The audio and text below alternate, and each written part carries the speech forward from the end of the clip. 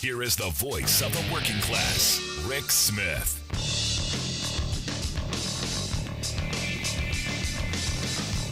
And welcome, brothers, sisters, working class heroes. This is the Rick Smith Show.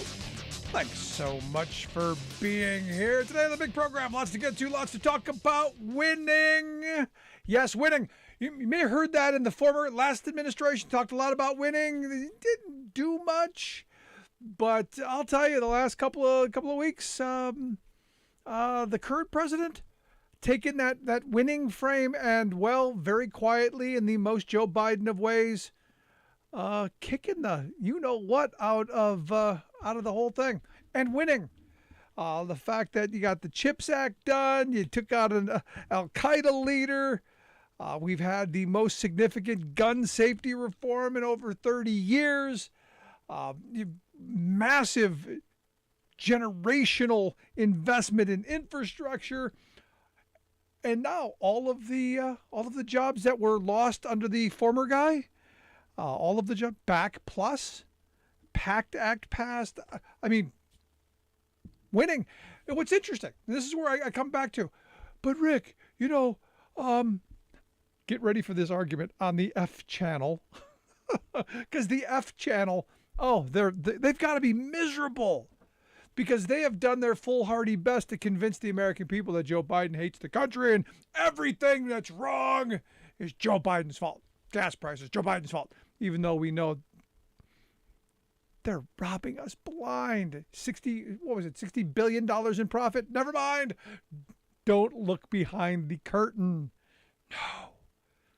Don't do it. It's Joe Biden's fault. Go with the simplistic. Eat the outrage candy. Even today when the job numbers came out, and wow, job numbers. Did you see the job numbers? Did you see the job numbers that came out today? 528,000 jobs were added.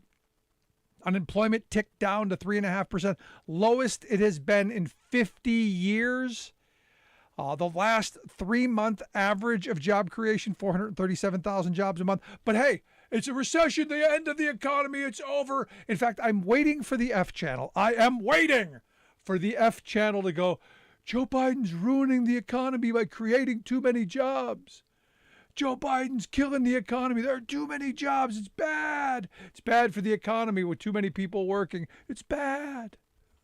I'm waiting for it. It's making stuff is bad for the country. It's bad because we created more manufacturing jobs. Another 30,000 last month alone. Another 32,000 construction jobs. Creating jobs. Now this in a normal year with a normal thought process, you'd be going, wow, things are going well. We're going into the midterms, the economy, steaming along, coming out of the recession. We're dealing with our supply chain issues. The economy's growing, robust growth. Wall Street's taken care of. But yet we've got this corporate controlled for-profit media that's just, they need the outrage. They need the anger. They need to keep feeding the MAGA maniacs. And the F channel does this better than anyone. Now, I just laid out the job numbers. 528,000 new jobs in the month of July. And what does the F channel run on their Chiron? White House misses forecast on lower July jobs growth. What? I guess if you go, Joe Biden should be creating 1 million jobs a month, and anything less than that's a failure. I guess if that's your bar, then I guess that Chiron is accurate. I guess. Which is even weirder because in the little tiny scroll at the bottom of the Chiron, it said private sector now 629,000 jobs above 2020 pre-pandemic levels. So we've created, according to the F channel, an extra 629,000 jobs above and beyond where we were before Trump and a company crashed our economy because of their mishandling of all of the things that went around during the pandemic. But you go, but Rick, Joe Biden. Yeah, Joe Biden winning. Are you tired of winning yet? I know my friends on the right tired of winning because Imagine this. Think about this for a second. I was thinking about this afternoon. Had the former guy been reelected, we would be enjoying like our 500th infrastructure week. And I know it'd be great, wouldn't it? We could have cute pictures of him, goofy pictures of him driving trucks, or playing with Tonka toys, or digging in dirt or something. Oh, making goofy faces. No infrastructure, no actual policy, but we'd have pictures. And I guess that's good enough, right? So much. So, how much success can an economy take? I mean, this is where I'm waiting for the weekend outrage machine to go, Joe Biden's hurting the economy because drug prices are going to be too low. Joe Biden's hurting the economy because we are investing too much in the future of this country. We're going to leave our children something. Our country's economy just can't take. I mean, this is how crazy our media has gotten. Now, remember, the narrative is, Joe Biden's old and weak and feeble and not popular and not doing anything. But oddly enough, this is the weird thing. The old feeble guy getting stuff done. And this is what I said from the beginning. The most Joe Biden thing ever is just get up and do the job. Now imagine, walk with me if you will. It's a short walk. Imagine if Trump would have done, I don't know, a half. Just half. Let's not be ambitious. Let's say just half of what Biden's accomplished so far in his term. And we're only halfway through. Imagine if during his tenure he would have just half. Can you imagine the victory laps that he would be taking, the self-promotion, the breaking of the arms to pat himself on the back? And how our corporate-controlled for-profit media would be fawning over, how wonderful all this is? Because again, remember, this is all about the narrative. And the narrative is that Republicans are pro-business, the Republicans are good for the economy, when the reality is they're the ones who always crash our economy. They're the ones who always booger stuff up, and then you got to go back and dig and clean. And I think Hillary Clinton had the best line during her campaign. It takes a Clinton to clean up the mess after a Bush, because it is what it was. But here's the thing: celebrate the win, because today, Kyrsten Sinema announced that she has signed off on the Democrats' climate, tax, and health care legislation. This is a big win. And look, I'm going to be the first one to say, look, I would have liked to have seen more, but it is a win. It is a big win. It is the kind of win that you go, yes, we take this and we move it forward. Now, we live in a country, and we talked about this yesterday, where corporate interests, they have to get their pound of flesh. We have to make them happy because they spend so much money lobbying our representatives and our senators and dividing us, that to get anything on this front, on climate or tax policy, is a massive achievement. So to get Senator Dipsy Doo to come and go, yeah, we're gonna find a way to bring some revenue in, I think this is a huge win. Take the win. There's going to be a new excise tax on stock buybacks. That is a good thing. I still wish the carried interest loophole was closed, but this is a good thing. I wish it was a higher tax, but this is where understanding how the game is played. The door now open. Now all we have to do is kick that thing off the hinges. We get down the road. But this is a huge win. And so the Inflation Reduction Act is going to pass.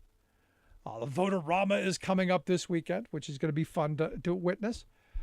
But I heard this today that someone mentioned. They said it's going to raise all of our taxes. And I'm hoping, I like to be a little optimistic. I'm hoping that next year it raises my taxes. I'm hoping, because of the Inflation Reduction Act, that I have to pay more taxes next year, because it means that I will be making over $400,000 a year, which the chances of that happening are, well, impossible. But I would like to believe maybe I'd like to aspire to that. Because understand, this does nothing to raise taxes on anyone making under $400,000 a year. But what it will do is it is going to lower the costs of prescription drugs for our seniors. Finally, Granny's going to be able to get prescription drugs that have been negotiated for. And I know this is a big deal. This is kind of a big deal. I wish I wasn't on FCC regulated radio. I'd use a Joe Bidenism, because this is a big blanking deal. And it shouldn't be, but it is. And for all you deficit hawks, just want to throw this in there. For all you deficit hawks, reminder, when the former guy was in office, he raised our national debt $7.8 trillion during his 4 years. $7.8 trillion with a T. Trillion dollars. 7.8 of them. Increasing our debt nearly 40%. He ran up a deficit every year he was in office. This year, Biden has cut the deficit by the largest amount in American history. Now think about that. Now remember, this is supposed to be those spending liberals. Remember, Republicans were supposed to be the fiscally conservative ones. Those narratives don't quite play. But this is one of those things. I'm waiting now for the other side to drop, where the left's going to screw this up. This is a win. Take the win and move forward. That's simple. Now understand, November's just around the corner. Think about all of the things that we just talked about. All of the winning, all of the good policies, all the policies that have been moved forward that are going to help invest in the future of this country, help do something on the climate issue. Not nearly enough in my view. There's more that needs to be done, but it's a start. It's moving us in a direction. Going to negotiate for prescription drugs. We're bringing down the deficit if that's your fetish. All those things. Now think about what the Republican plan is. I'm going to right now go through the entire the stated plan of the Republican Party.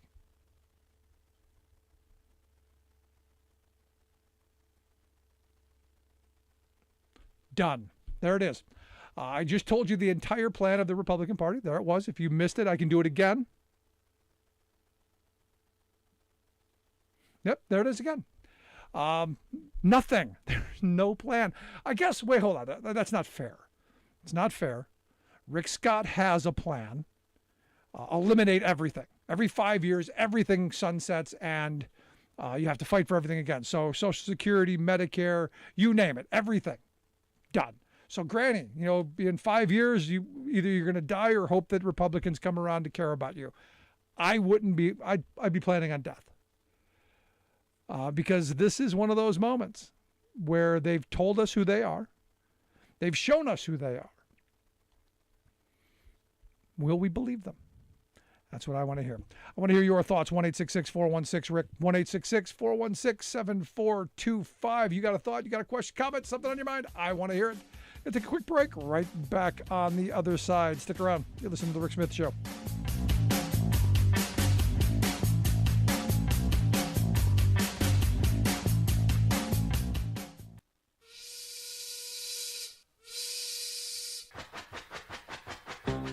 If you're a fan of the show, you've heard our labor history in 2 segments, and you can hear them on the radio pretty much anywhere in the U.S. Labor history has never been more important than it is right now.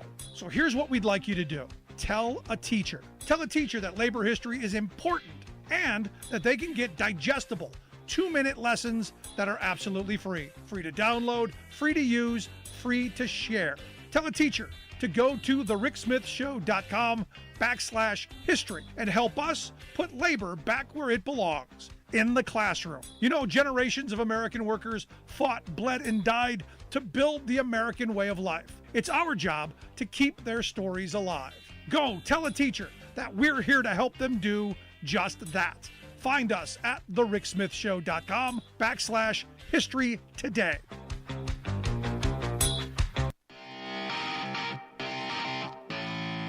Welcome back to the Rick Smith Show. Now, here is Rick Smith. I'll tell you someone who's not happy that the Democrats are winning. Well, other than the entire Republican Party. Chuck Grassley tweeted out today his dismay, his anger. He tweeted out, each December, Schumer puts out the schedule for Senate. I set Grassley family reunion based on schedule. For second year in a row, I won't be at reunion. I'm in D.C. to fight the Dems' irresponsible tax and spend bill. Need a Republican majority to HV schedule we can count on. I guess that's have schedule we can count on. And a responsible fiscal agenda. He's angry that he's going to have to work. Like many Americans, they got to show up and maybe work their days off. Like I've had to do a number of times over the years, having to work mandatory overtime. Get over it, Chuck. And you know what? Hey, you're a senator. You could probably do something about that mandatory work stuff. Just kind of a thought. You know, you have the power. You got the pen. You could write that down. People could vote on it. I might even support it. There you go. Maybe you join a union. Here you go, Chuck. How about joining a union? You might not have to work weekends. Just a thought. The people who brought you the weekends. Let's go to the phones. Got Alice on one. Alice, how are you today? I'm okay. So what do you think about Chuck being upset about having to work the weekend? Oh, my heart just bleeds peanut butter for him. That would be a sight. Seriously. He's like 95 years old. Why doesn't he retire already? Well, you know, I often wonder that about him. I'm thinking, you know, everybody else wants to retire and travel and do this, that, and the other. So you know darn well that there's something going on there that, you know, they're either lining their pockets or have their little backdoor deals or who knows. Maybe those little orgies that what's-his-face talked about's going on, and he's afraid he's going to miss them. Yeah, I don't know. In your 90s, if he's still doing coke and going to orgies, good on him. He's now my hero. Hey, they make those little blue pills, you know. At 90, oh, good for if he's got the heart for it. Good for him. So what's on your mind, Alice? What I wanted to say was, I think Kristen Sinema and a few others, you know, once the shall we say that everybody they got over their shock about Kansas coming out in the droves that they did to vote. No, we're not going to amend the Constitution here in Kansas to get rid of abortion. That maybe that they thought that, you know, maybe this just isn't the time to follow the Republican agenda. Maybe I better act like I really care. Yeah, no, maybe I better do something. Look, I don't think she's got the same kind of security that Manchin has. I don't think she could hold up to the scrutiny. Now she did what she was supposed to do. She got the carried interest loophole. That's fully put into law. And some of the tax changes that corporate America were really upset about. She was their champion. She's well paid for. But the stock buyback stuff I think is a start. 1% is nothing. Should have been higher. But hey, the rest of the bill is that important that you got to get this started. So for me, the win is we're moving in that direction. We make it better next time and next time after that as well. Exactly, and I just shake my head and go, okay. So once again, the Republicans start this screaming with their propaganda, of course. The liberals are doing this and they're spending all this money, and you sit there and you just shake your head because they got I'm going to tell you what, the uneducated, ignorant base of theirs that are going, oh, they're going to raise our taxes. Oh, come on, honey. If you were making that much money, you wouldn't be complaining. They're lucky that they're making minimum wage. I'm just sick of them. There you go. Appreciate it, Alice. Good stuff. Bye-bye. Today, I've got to get to this real quick. Today's interesting day. Interesting juxtaposition of days and presidents. Today is the day that the Family Medical Leave Act went into effect. Bill Clinton signed it back in 1993. Today was the day it went into effect. And something I've used, something I know a bunch of people used, something that makes people's lives better. Now, again, this is one of those things. Huge win. 12 weeks unpaid leave to welcome a child in the world. If you adopt a child, if you're sick, injured, taking care of a loved one who's sick or injured, Huge thing. Without losing your job, you get to keep your health insurance. They have to pay for that. That's the one cost. 12 weeks now. There's a whole bunch of little things that qualifiers, but it's a big win. I said it should have been paid. We should have tied this to unemployment. At least you should have gotten that. There's a bunch of this, but this was a big move forward. This was a huge plus for working people. As much as I wasn't a Bill Clinton fan, this was a huge thing, and something that George H.W. Bush had vetoed not once, but I think twice, if I remember right.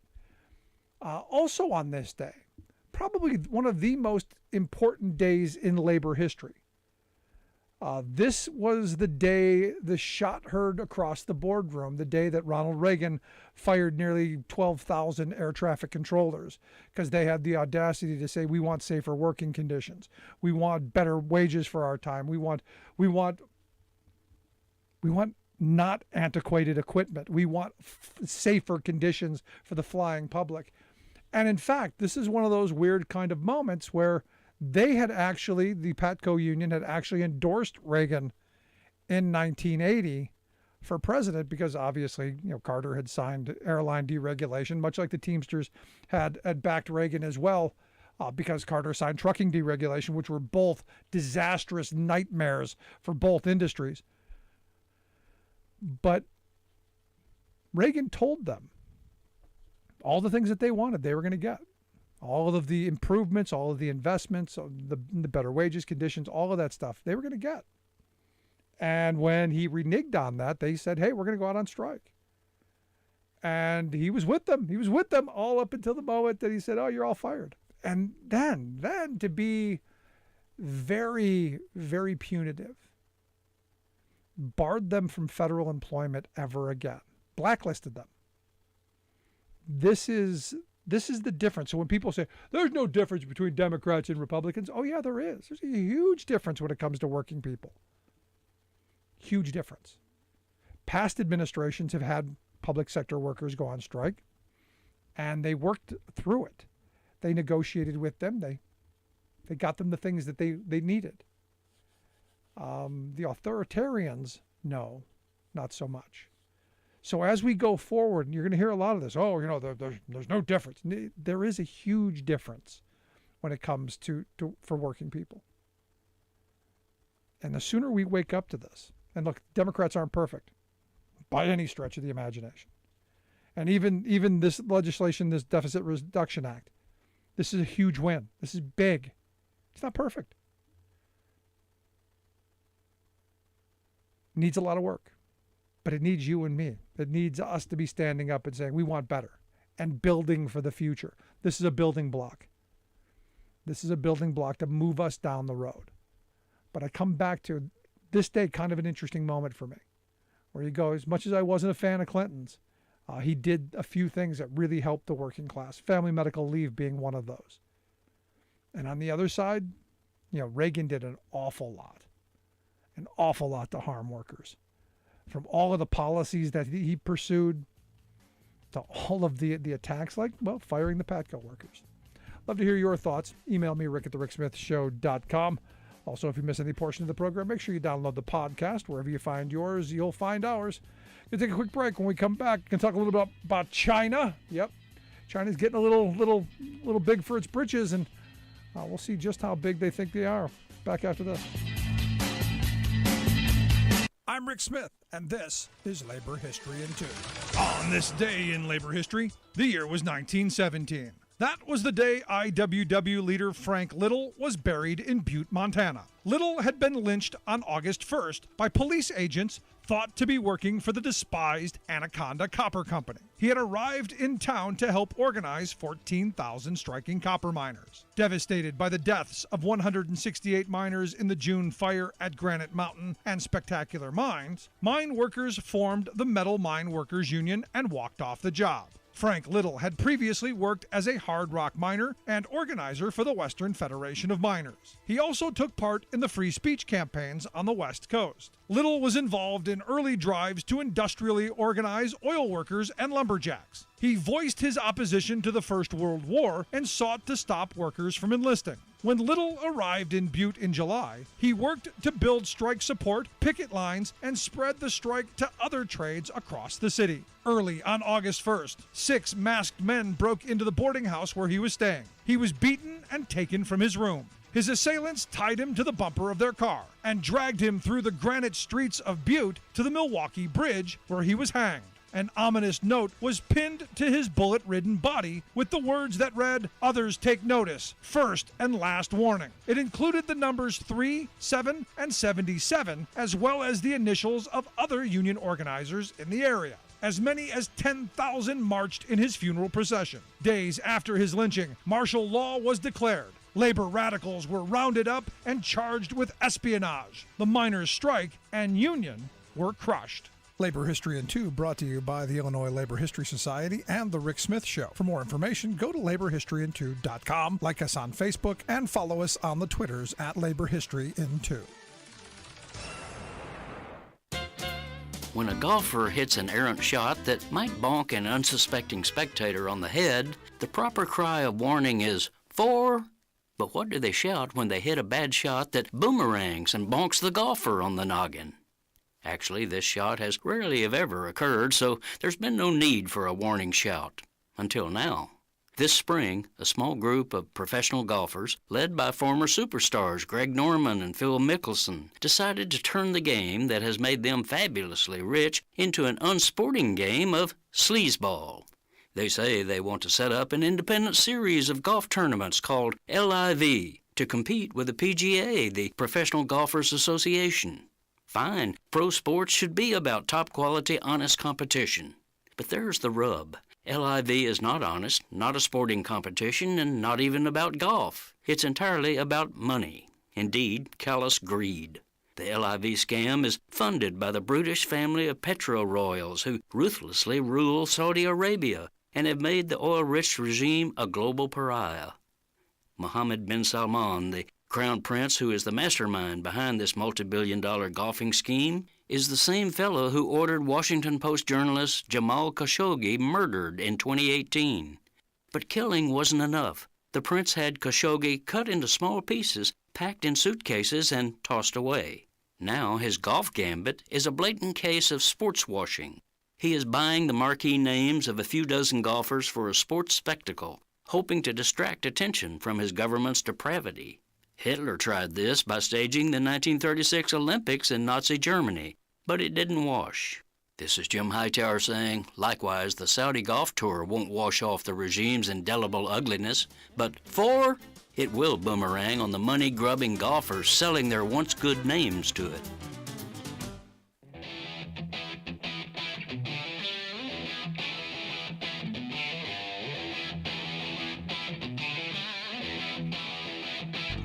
Welcome back to the Rick Smith Show. Now, here is Rick Smith. So interesting article over at the Wall Street Journal laying out the response China had to Nancy Pelosi going to Taiwan. They pointed out that at least 68 Chinese warplanes, 13 warships carried out maneuvers along Taiwan's coast. And they're going, hey, is this basically them practicing their invasion? Is this a simulation of the steps that they're going to take? And should our military be paying attention? And is it something that we would do anything about, I guess, becomes the question. And is there anything, can we do anything about it? Anyway, here to share some thoughts on this whole rising tensions, angry kind of speak, and, well, no longer speaking on some terms.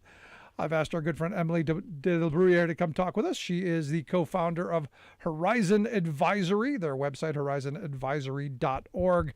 Emily, thanks for taking time for us. Thank you for having me. So, is this a big deal? I mean, the fact that Nancy Pelosi just visited Taiwan, is this really that big of a deal?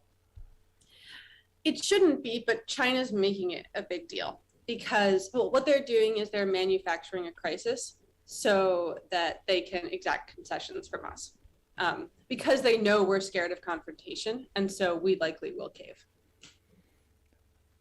So, because I said when all this came up, I said there's no question that Nancy Pelosi has to go.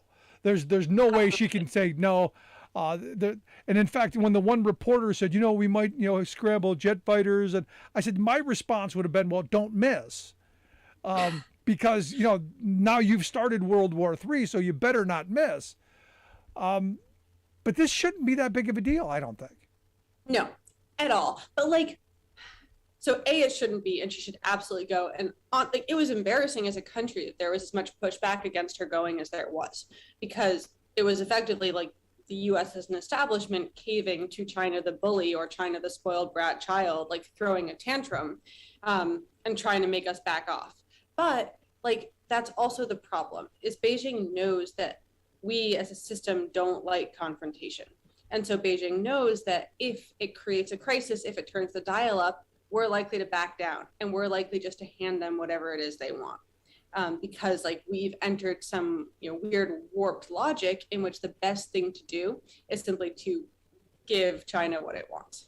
Yeah, I mean, which is weird, because it's not the country that I thought we were, but it kind of is who we've become. And this is where I think Biden in this moment, by him not telling her he couldn't go, which he couldn't anyway. It's not like he could tell her she couldn't. I guess he could cut off funding and make her get funding from somewhere else, or some kind of maneuver, but that would look horrible. But in his defense, let her go. Yeah, and now more than ever, for any number of reasons, whether that's Russia's offensive or just that China is making very clear that it's a bad actor on the international scene, now more than ever, the U.S. should be showing its support for Taiwan. And the U.S. also should be showing that it's not going to play by Beijing's rules or let China make up the rules. And instead, the entire lead up to this visit kind of seemed like the U.S. was going to do the opposite of that. Well, let me ask you this, because, I did hear that, I think it was either Austin or Blinken or one of them saying that, we still believe in the one China policy, that this doesn't change our policy. And they, went to painstaking highs to reassure the Chinese that no, this isn't a policy. This is just, she's acting on her own, which seemed, I don't know, kind of wimpy. It's definitely not the Eisenhower response to this, sending the Pacific Fleet to surround Taiwan. It wasn't that response, nor would we do that, I don't think, in this day. Absolutely. And what we're saying when we say that is we're going to play by the rules for the sake of the rules, despite the fact, Beijing, that we know you're not doing that. We've acknowledged that China is a great power adversary. Maybe we should be suggesting to them that we're willing to put them on the back foot. Maybe we should be saying, we'll push the buttons if you make us. And no, we're not just going to hand you concession after concession and be wimps. We're going to say that if you cross certain lines, we can change our current approach. Yeah, but Emily, but here's the thing, and this is where maybe I'm wrong here, but don't we kind of need the Chinese for all of our weaponry and for our military machinery? Because don't they manufacture a good portion of it? Because the magnets that go in front of the bombs, that they make that stuff, and the smart chips that make things smart. Don't they have some input into all? So it's kind of hard to go, hey, we want to bomb you. Can you send us some chips? It's kind of hard. It's kind of hard conversation to have, I think. And also, we've sold you the entire foundation of our economy and our national security because that was really good for our quarterly returns for a couple of years. Yeah, absolutely. That's also why, that's the big story that's not being told about what China's doing in response to the Pelosi trip. There were all the military exercises, right? There were the missiles. There's the flashy stuff. China also, so there's a major Chinese battery manufacturer, CATL, that dominates the space for batteries, namely electric vehicle batteries. And CATL, which is a Tesla supplier, among others, is supposed to be building a plant in the US.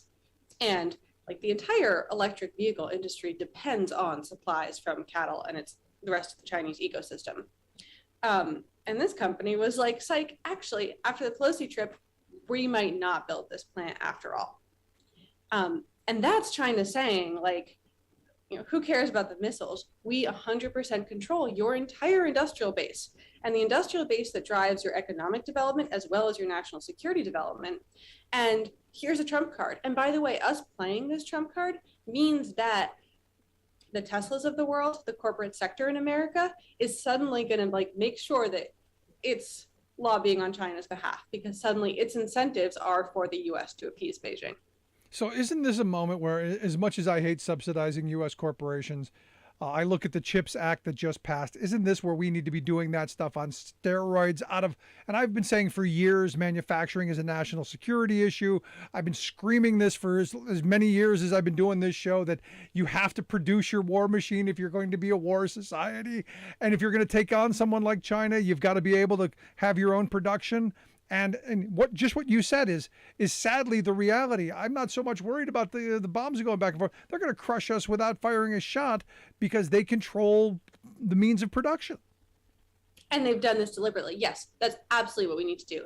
But we also need to, and this is where the CHIPS Act risks getting it wrong, we need to subsidize industry in a way that it's not playing into China's game. And it's actually like building trusted U.S. value chains in industries that matter and that start at the upstream. Because the way we risk doing it when we support industry as a country is we risk just supporting a player, like a downstream player that's still buying materials from China, or that still has tech partnerships with China, or that's still invested in by Chinese entities. And that just keeps building on a foundation that Beijing has already co-opted. So we need to actually be deliberate and say we're going to start at the beginning of supply chains, and we're going to make sure the industry gets built here. But we also, I mean, as you said, we can't, this can't be the government doing this. It's also that American private sector models need to adjust for the reality that dependence on China is going to cost them. And for years, that hasn't been the case, right? They've known it's going to cost them 10 years from the current, or 20 years, but no one cares about that because one year or one quarter is all that matters. But suddenly, there is a price here. And that needs to start getting factored into private sector decisions. So it's not just the government bankrolling stuff. It's also the private sector waking up and spending its money the way it has to for American manufacturers. Or us, we the consumers. I've been saying this for the longest time. You see something with made in China on it, you put it back down. This is where, people voting with their dollars. And, we hear a lot of people, thumping their chest, waving their finger. We're number one, waving their flags made in China, wearing their flag T-shirts made in China. Well, now's the time to go, hey, if you country first, here's a good way to start thinking about that. And it doesn't even that's a hard call for a lot of people, right? Because I think we all should do that, right? But it's cheaper to buy the thing made in China. Increasingly, that's not the case. GM just announced that its profits this quarter were down 40%, in part because it wasn't able, there were supply chain issues from shutdowns in China, which meant it wasn't able to deliver vehicles. So suddenly, it turns out the cost-effective thing is actually not to depend on Beijing. And if you want to get your car, you probably shouldn't buy one that depends entirely on inputs from China, because it might not get delivered. And the more tensions rise, because they're going to rise, the more that's a reality. No, and this is where, we've got to be thinking, again, back to that frame of manufacturing is a national security issue. Because if you think this is going away, it's not. Something as minor as Pelosi visiting Taiwan has raised the stakes to, code red, because evidently the Chinese have stopped all talks on climate, all ties with the U.S. military. They're basically, this is the temper tantrum moment. Where they're shutting everything off, going, we'll show you. And this is something just that minor. What happens if we actually did something, I don't know, pretty substantial? Yeah. And also, we're still kind of at a point, the Chinese are not guaranteed to win right now. We let our industrial base get eroded for another 5-10 years, and China develops its for another 5-10 years, we're going to lose, right? So this is a very discrete window we have where tantrums can be thrown. They're not going to turn into China saying, well, we win now. And so we'd better use this window to actually make the right investments in American industry for the sake of our national security. I'm right there with you. You're listening to The Rick Smith Show. We're here with Emily de la Bruyere. She is the co-founder of Horizon Advisory.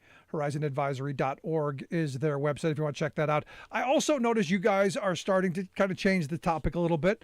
And this is where I think is important, because this is the kind of information that we don't get in the mainstream media. We don't see much on China. It's just, we could buy our cheap stuff.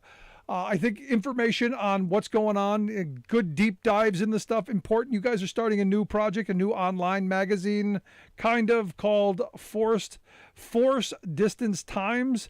What's that? Tell me what's going on. We are indeed. All about problems a lot, as you've heard talk about here. And at a certain point, again, we have this discrete window, we need solutions. So the idea with forest distance times is to have a platform for circulating solutions for how the US can compete in what is effectively an industrial competition. New ideas, new frameworks, new details on the points that matter in this industrial competition and how we can stand up and actually face down the reality. And what are we hoping to get out of this? Is this for the average person to be, is this for wonky folks? I mean, because sometimes I get into this stuff and I'm going, whew, way over my head, way too wonky. You know, you need 3 PhDs and a master's degree to figure some of this stuff out. Where's the level on this? Average person. Basically, the idea is right now, like buried in the problems, it seems impossible that the US is going to wake up and compete and rebuild industry. But maybe if there are actually solutions out there and they're in the drinking water and we can actually, like, we, as people can talk about them in conversation, maybe that creates the possibility. So we want to be like the gathering place for that. And for new ideas, new frameworks, new solutions, talking about what actually matters and about production as power in a new industrial competition. So let me ask you this, because every time I talk about China, I get somebody, it never fails, somebody goes, you're just being racist because you're just being against the Chinese. And I got to go through this whole caveat of, no, I'm not against the Chinese people. I'm against the Chinese government. But ultimately, look, when it comes down to a competition between us and them, this is an us and them thing. This isn't an us of them based on race or anything. This is an us or them thing. It's the idea of the U.S. versus the communist Chinese government. That is a thing. How do we get past that? I mean, I have two answers for this, right? One is I want there to be a future for the next generation of Americans or for the next generation of this country. And that doesn't happen unless the US competes, because there is an adversary, an authoritarian adversary out there trying to A, reshape the world order, and B, undermine the US and our future prosperity. So the first part is like, we should care about ourselves. We should care about our society and we should want to make it better. And that means competing. The other thing here, like, the more direct answer to the racism point, if you like Chinese people, you should be against the Communist Party. It is taking away their rights, imposing authoritarian control, massive attacks on human rights throughout the country. You can't care about that population and also support that regime. That's an excellent point, because some of the things that I've seen are wow, scary. Orwell would be so proud. Oh, they're doing him good, yes. And they're also they're turning it into a money-making thing that makes them that much more powerful and also risks spreading it across the world, which is the other reason to really care about this fight, because this is the future of the international order that's at stake. So the website Force Distance Times, we'll get links out on social media how you can take a look at this new online magazine of sorts. Lots of information there, and I'm sure much more to come. So finally, I want to get just your kind of wrap up in this. Will this, do you think, calm down over the next couple of days? Where do you see this visit going? Or do you think this is going to be the precursor to the Chinese finally going in and cracking down on Taiwan? What do you see? China doesn't want a war. They don't want a war over Taiwan. They want to take it the way they did Hong Kong, quietly and without an international response. So I don't see this as a precursor to invasion. It will calm down. However, it will calm down with the US likely also making concessions. And this will be, the way the tensions work with China kind of go like this, right? It escalates, it calms down, but that means that the next escalation is greater. And we make greater concessions, they advance their positioning a little more. So this won't be the first moment like this, this won't be the last moment like this, just like it's not the first. There will be a next one, but there's also we're going to have multiple points of calm where it's really easy to say, oh, that's over, we're done, and go back to the status quo. Yeah, is it worth it? Was it all worth it? Absolutely not. The trip, yes. The situation we put ourselves in, no. Okay. But yeah, Pelosi, she was the champion of American democracy this week. I give her credit. I give her credit. Showed up in her pink suit. Very happy with the pink suit. Loud, proud. Good for her. Like I said, I would have gone, and my response would have been, don't miss. But that's simple. Emily, I appreciate the time. As always, good stuff. Thanks so much for the time. Thank you. Pleasure as always. Good stuff. Make sure you check out the website, horizonadvisory.org. We'll get links out on social media. How you can take a look at that. Also, the force distance times. We'll get links out on that as well. Quick break. Right back.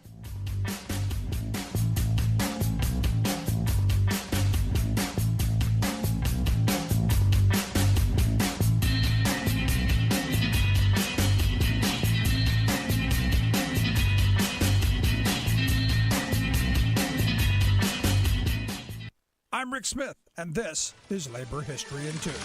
On this day in labor history, the year was 1993. That was the day that the Family Medical Leave Act went into effect. Union members worked hard to support this legislation, testifying before Congress and holding rallies. It was an uphill battle to pass the bill. Starting in 1984, family medical leave was brought before Congress. Year after year, the bill failed to win enough votes. In 1991, it finally passed Congress, but was vetoed by President George H.W. Bush. He vetoed it again the following year. Then, in February of 1992, newly elected President Bill Clinton signed the FMLA into law. It guaranteed that most employers with 50 or more workers must give their employees up to 12 weeks of unpaid leave for a serious health condition for themselves, their spouse, parent, or child. In his speech signing the act, President Bill Clinton declared, quote, "This bill will strengthen our families, and I believe it will strengthen our businesses and our economy as well." He went on to say, "I know that men and women are more productive when they are sure they won't lose their jobs because they're trying to be good parents, good children. Our businesses should not lose the services of these dedicated Americans. And over the long run, the lessons of the most productive companies in the world, here at home and around the world, are that those who put their people first are those who will triumph in the global economy." He said that family and medical leave is a matter of pure common sense and a matter of common decency. It will provide Americans what they need most, peace of mind. Never again will parents have to fear losing their jobs because of their families. Labor History in 2 brought to you by the Illinois Labor History Society and The Rick Smith Show. For more information, go to laborhistoryin2.com. You're listening to The Rick Smith Show, where working people come to talk.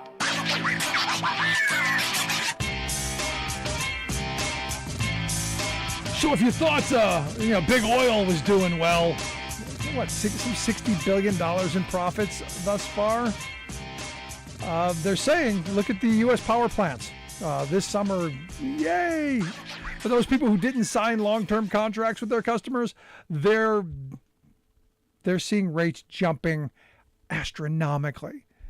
In fact, as the summer has gone on, rates have gone way up, and these companies are cashing in. And who's paying it? Well, you are. And this is one of those things where, as I was reading through the Bloomberg article, talking about, the fact that you have rolling brownouts and you're going to have, all of this chaos. I keep coming back to the fact that we haven't invested in our infrastructure, in our grids, and we haven't invested in new technologies. We haven't done the things that for decades we've been talking about until now. You finally have an administration who actually won something. It's not what we need, but it's what we got, and it's a start, and it's a building place. It is a huge win. But the fact is again, we keep relying on these for-profit entities to deliver us our basic needs like utilities. And then are surprised, shocked, if you will, when they rob us blind, and when things go belly up, they come looking to us for a bailout. It's amazing. It's always amazed me. It's always amazed me that, when banks go belly up, when companies go belly up, they come looking for the government, to the taxpayers, for a handout. But when my bank account goes broke, they don't bail me out. In fact, they charge me more. They get overdraft fees. Where's my bailout? Where's the bailout for the working class of this country? And we just keep getting socked more and more and more because we're simply not investing enough. And, I've talked about the American Society of Civil Engineers and their report that says, look, on the infrastructure front, we need something like $4.8 trillion of investment over the next decade just to get even. Now, Biden signed that $1.2 trillion bill. That's a huge first step. We got more. That's what decades of neglect have gotten us. That's what decades of gridlock have gotten us. That's what decades of Chuck Grassley's of the world going, I just want to go home for my family reunion. I shouldn't have to work weekends to help the American people, to help Granny get cheaper drugs. We shouldn't have to work through recess to get those veterans the health care that they need because of the burn pits. No, we shouldn't have to do that. I mean, it's insane. And where are we now? We're in a moment right now where New York State, their health officials are freaking out because the polio stuff, they're saying could be just the tip of the iceberg. Hurry up, people. If you're not vaccinated for polio, please hurry up right away. Go get vaccinated because it could be a big deal. And oh yeah, we're going to make polio great again. All because, well, I saw it. I did my research on the internets. Help us. Help us. And this is where, again, I keep coming back to our system is broken because we're broken. We've got to be the ones who are electing people who are thoughtful, who are knowledgeable, who are moving our country in the right direction. I mean, I've been saying for years, the Republicans have voted for people who have told you repeatedly, we don't believe in government. We don't believe government can or should do anything. And then when they get elected, set out to prove it. And you wonder why we're in the situations that we're in with an infrastructure that's antiquated, with systems that are broken. And then when crisis hits, we then start looking at each other instead of where blame belongs. Blame belongs with we, the voter, who keep voting for these people who don't believe in investment. I had someone say, you tax and spend liberals. I go, yeah, I'm a tax and spend liberal. I am. I fully own that. I am fully willing to pay taxes to invest in the things that we as a society need. Infrastructure being a huge part of that. An electric grid that isn't going to go out. That's going to meet the demands of the future that we know is coming. You may not believe climate change is man-made. You may not believe that it's the emissions from cars or smokestacks, and you may not believe any of that. But climate change is happening. Storms are getting worse. We've got to prepare for those things. Policymakers have to plan for that. You need investment. You need the money to be able to deal with that. And we're not doing any of it. At least not at the level that we need to. Interestingly enough, though, I was watching a thing on the mayor of Miami, a Republican, who's actually investing money in climate resilience plans. Building massive levees around his city because they realize soon, thanks to climate change, they're going to be underwater. And they, like a lot of us, I guess, wait until the end when they don't have a choice. I guess that's how we're going to deal with this, isn't it? We don't do things proactively, do we? I guess, was it Churchill who said it? Americans always do the right thing after doing everything else first. Yeah, I guess that's what it was. Love to hear your thoughts. Email me, rick@thericksmithshow.com. If you miss any of the program, make sure you grab the podcast. Wherever you get yours, you'll find ours. A week doesn't go by now when there isn't a devastating example of the deadly power of a changing climate. Back-to-back extreme storms show the U.S. is not ready for climate impacts. And while temperatures are reaching near records, it's the humidity that's making the conditions more dangerous. Yep, climate change is also increasing humidity across the U.S. Big corporations launch ad blitz to sink Democrats' budget deal. Plus, it's a chicken and egg thing, but we want to make sure that charging is ubiquitous. America's first ever national EV charging network is on its way. All of those firsts and more straight ahead. From BradBlog.com, I'm Brad Friedman. And I'm Desi Doyen. Stand by for 6 minutes of independent green news, politics, analysis, and snarky comment. Water isn't the only thing we're running out of. Clean air, quality soil, rainforests, wetlands, the precious metals that make our phones work. We're even running out of sand. Sand. Which may not seem important, but without it you can't make concrete or glass, like for windows, so you can look outside and see the world ending. This is your Green News Report. Okay, Desi Doyen, there's a lot of anxiety and concern on the Democratic side of the aisle in the U.S. Senate over this massive climate bill as we wait to find out if Kyrsten Sinema will come along with the rest of her party. Yes, and big corporations are making their voices heard. They and their lobbying groups are spending big on a last-ditch effort to stop the bill. The National Association of Manufacturers, the U.S. Chamber of Commerce, and the Koch network of dark money groups have launched a barrage of digital and TV ads in Arizona, urging Democratic Senator Kyrsten Sinema to kill or at least significantly maim the last chance climate bill. Yep. While we wait for the fate of that, climate change impacts are waiting for no one. If it seems like the U.S. is getting pummeled with back-to-back extreme rain events, you're not wrong. An overnight storm deluged southern Illinois on Monday with more than a foot of rain in 12 hours.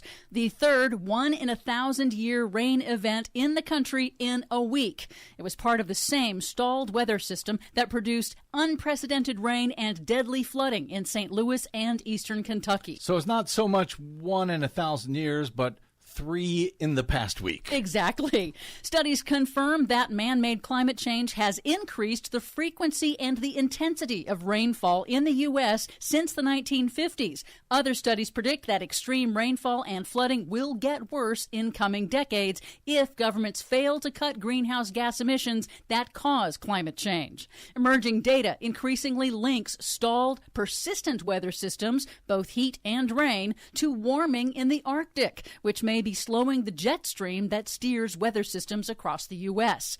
This summer is repeatedly demonstrating that infrastructure designed for the 20th century is unable to withstand the changed climate of today, let alone tomorrow. Yep. Here's climate scientist Dr. Michael Mann in a recent interview on MSNBC. It's a reminder that climate change isn't a far-off threat. It's impacting us now, and with greater magnitude than we predicted, say, just a decade ago. And as the saying goes, it's not the heat, it's the humidity. That, too, is increasing in the U.S. According to a new analysis by Climate Central, humid heat in the summertime has increased 3 times more than air temperatures since the 1950s. Wow. The report warns that when extreme heat combines with high humidity, it multiplies the health risks of heat waves, particularly for vulnerable populations like children and the elderly, especially in regions with little or no air conditioning.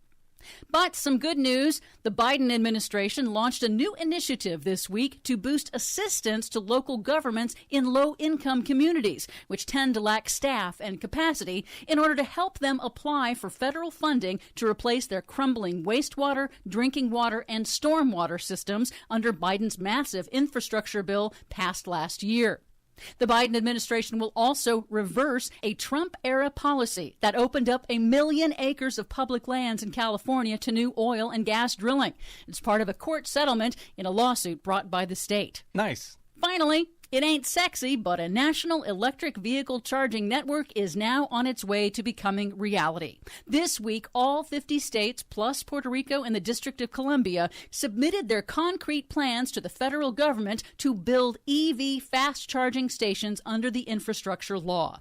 To qualify for federal funds, the stations must be fast chargers with multiple connectors that can reach an 80% charge in 10 minutes or less, and will be placed at a minimum of every 50 miles on all major transit corridors, with a special initiative to spread EV chargers in rural areas. I disagree. I think that's very sexy. For much more on all of those sexy stories and more, check out our website at greennews.bradblog.com. Are you tired of think tank approved corporate news and commentary? Are you tired of CEOs telling you what to think, who to hate, and who to vote for? Well, welcome to the Rick Smith Show. We don't take orders from some boardroom, and we don't do focus groups or talking points. We don't work for them, and we never will. I'm Rick Smith, and I work for you. Join us daily at thericksmithshow.com and download the podcast and never miss a minute.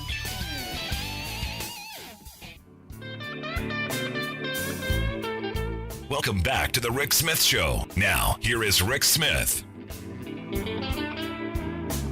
So back in October of 2020, Pennsylvania Governor Tom Wolf signed Act 85 into law. And what that did was it created a joint task force to look at employee misclassification.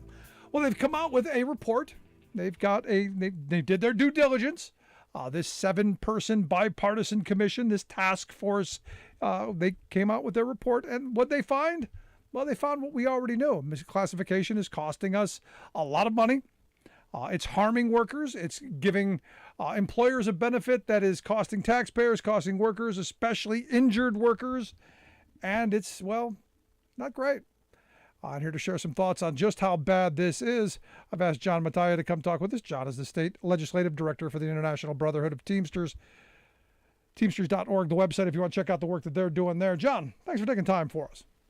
No problem. Good to be with you, Rick. How are you? I'm good. So I'm looking at these numbers, and you know it's bad, but when you look at the numbers, staring you in the eye, 11,670 workers estimated injured on the job, who denied workers compensation because they were misclassified. You look at the numbers, almost 400,000 workers misclassified at almost 50,000 employers. This is a big, big problem, harming working people and taxpayers as well.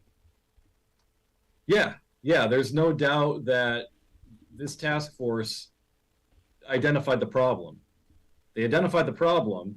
Now, they were legislatively referred by the Republican legislature at the time and the Democratic governor to figure out the answer to the question. But now the question for all of us and for working people is, when these recommendations go to the General Assembly next year, are the lawmakers there? Are they interested in the answer?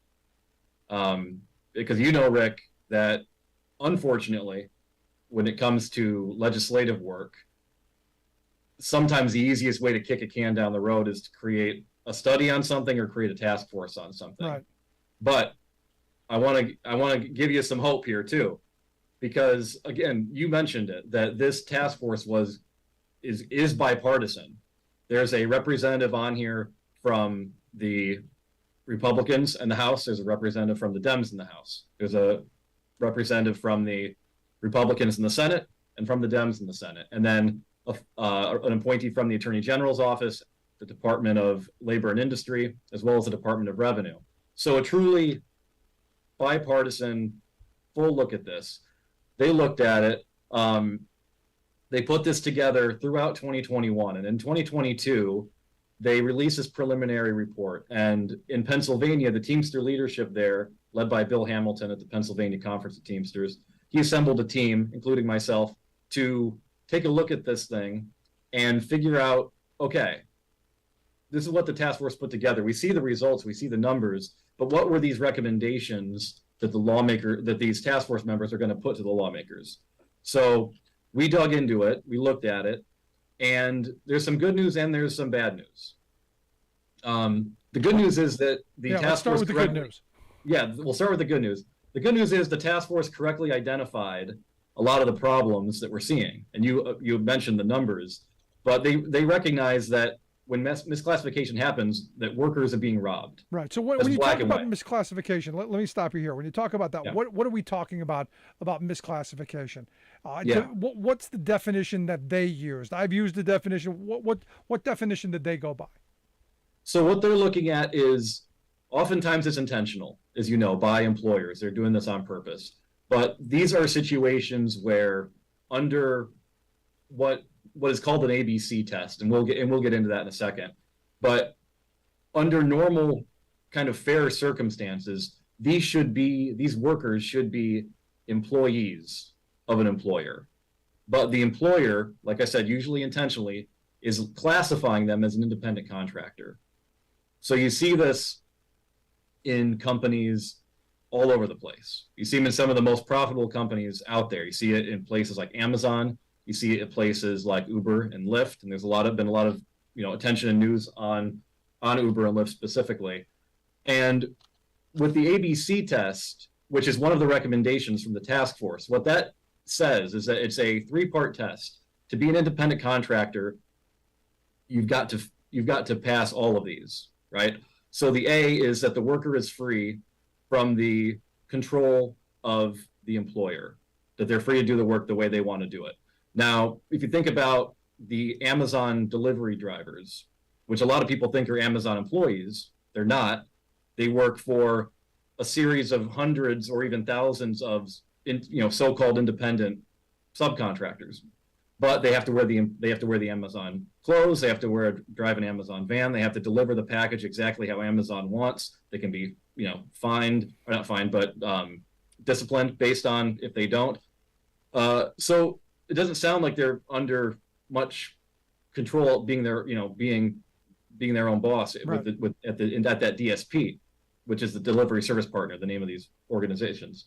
So that's A. I mean, that's failed. B, number 2, is that the worker would have to perform work outside the usual course of the employer's business. So if you take Uber and Lyft with this example, Uber and Lyft, their whole business model is delivering, whether it's food or people, from one location to another. That's the business model. That's what it is. The drivers doing this, the workers doing this, are not doing anything outside the usual course of the employer's business entity. They're right in the framework of what the employer is doing. And then number 3, the C of the ABC test, is that the worker is engaged in other business aside from that company. So again, using the Uber and Lyft model, if it truly was an independent contractor, they'd have their own business doing this for on their own, setting their own routes, doing that kind of stuff. That's not what happens. They have to take direction from Uber or Lyft, how the routes are done, what the costs are going to be. They have no say in any of that. So that's the ABC test. That is a recommendation coming from this group, from a bipartisan group, which is a big deal. Because there are a lot of businesses out there that I can think of off the top of my head right now that they have people who are considered gig workers, independent contractors, however you want to frame them, who they direct in every way, shape, or form. They tell them what they have to do, where they have to do it, how they have to do it, when they have to do it, and in the manner they have to do it, wear the uniform, slap the logo on the vehicle, all of this stuff. But they're their own boss. Which has always been very curious to me, and why our law allows the loophole in this. So I'm kind of surprised to hear this task force identifying this as one of the solutions. What are the chances of that actually getting through? Well, like I said, whether or not the General Assembly, they ask the question, but do they want the answer? And if they get the answer, which we know what it is, and we're seeing it right now, what are they going to do with that? And a lot of that depends on what lawmakers are going to be there in November. But if I may, if you don't mind, I'd like to just explain a little bit about this DSP, what I mentioned, this Amazon model, because the one blind spot, the big blind spot in this task force's recommendation, this is what a couple weeks ago we presented to the task force itself, was that, look, the ABC test, the other provisions in the recommendations, the stop work orders that would be in place for companies that misclassify, that is all good stuff. Those are all things that we support and that we will support if that makes it across the street there in Harrisburg to the General Assembly. But it does not address this other form of misclassification, what we can call, just for shorthand here, the DSP model. So what DSPs are in the Amazon world are delivery service partners. These are the so-called independent businesses that Amazon contracts with to actually do the deliveries. So the workers who are actually delivering packages to people's doors, they are not independent contractors themselves. they're employees of this DSP. However, Amazon is dictating to the DSP what they wear, what routes they take, how they deliver the package, how they take the picture of the package when it's at your house, all that stuff. So our recommendation and our argument to the task force is, look, this DSP owner himself or herself is a employee of Amazon. This is not an independent business. This is an employee of Amazon. This is a middle person, a middle, between Amazon and these drivers. So they should be captured under the definition of what is an employee in this recommendation. If that were to happen, then everybody underneath would also become considered, would also be considered employees. And so that was our recommendation. And while this task force, the preliminary report is out there, our direct ask to the task force is that there's still a final version coming this fall. And we think, and I think you agree with us, Rick, is that whatever the task force is putting to the lawmakers in Harrisburg should be the highest standard possible. We know that may not be what it looks like at the end of the day when the lawmakers get through with it. Hopefully it is, but if it isn't, we need to be starting at the absolute top, the absolute best recommendations possible. Absolutely. No, you're absolutely right. You're listening to The Rick Smith Show. We're with John Mattia. He's State Legislative Director for the International Brotherhood of Teamsters. We're talking about employee misclassification, Pennsylvania's task force report on Act 85, and some of the stuff coming out of that. Now, these providers, these DSPs, as you call them, this isn't new, is it? I mean, we've seen, FedEx has got kind of this model. We've got a bunch of this stuff from the past that people have, I'm an entrepreneur. I'm willingly going into this. What's the difference between them? I mean, this is kind of, now Amazon's doing it on a much larger scale, but why does this matter to the consumer? Well, partly so two parts. One is why it matters to the consumer. I'll get to that in a second. The first one, how it's a little bit different, is that these contracts between DSPs and Amazon are very hard to get a hold of, number one. We do have some that have been part of legal proceedings. But what these DSPs, under these contracts, they're required to have policies on employment at will in the contract. Under the contract, Amazon is involved in the worker background checks and reserves and controls the discretion to fire workers for almost any reason. Amazon sets the routes, as I said. DSPs cannot, under these contracts, issue press releases about Amazon work without the company's permission. And then Amazon is specifically indemnified, which is a legal word, but it's basically preventing them from having any liability over death or injury to these DSP workers. And what's a little bit different is that the DSP models under these contracts can only do work for Amazon. With some of the FedEx examples of the past, they may have been subcontractors that were doing work for different other employers, not just FedEx. They are only to be able to do work for Amazon. So if, for example, the DSP workers feel like they want to organize a union, or if there are too many workers' comp claims coming out of a DSP where there's higher injury rates, which is a major problem, Amazon, what can they do? You know the answer, right? They can cut that off and just take that work to another DSP. There's hundreds of them, thousands of them. So that's what makes it a little bit different. And why is it important to Teamster members? Why is it important to the public at large? Is because Amazon has been growing for 10 years, but the 15 years, even longer than that. But this pandemic has exponentially grown Amazon. And by the government allowing them to get away with this, it is putting pressure on all these other employers who are now at a competitive disadvantage. So it is a worker issue, don't get me wrong. I mean, that's why we're in this fight. But it's a business issue too, and we hope. I mean, I hope that is why the recommendations out of this are so strong, and we hope that we can make that case, and that hopefully there are some business people that will help make that case in Harrisburg to the lawmakers to say, look, this is a worker issue for sure, but employers doing the right thing here are getting penalized because we being the government and our elected officials are allowing them to get away with this. Yeah, I mean, this is the ultimate race to the bottom. And, anytime you see this kind of scenario where you've got, the worker who's, I've always loved I spent most of my time in the freight industry, and I watched what happened to the freight industry as we went to, everyone's their own boss. So they were doing lease ops and they were doing all of these things.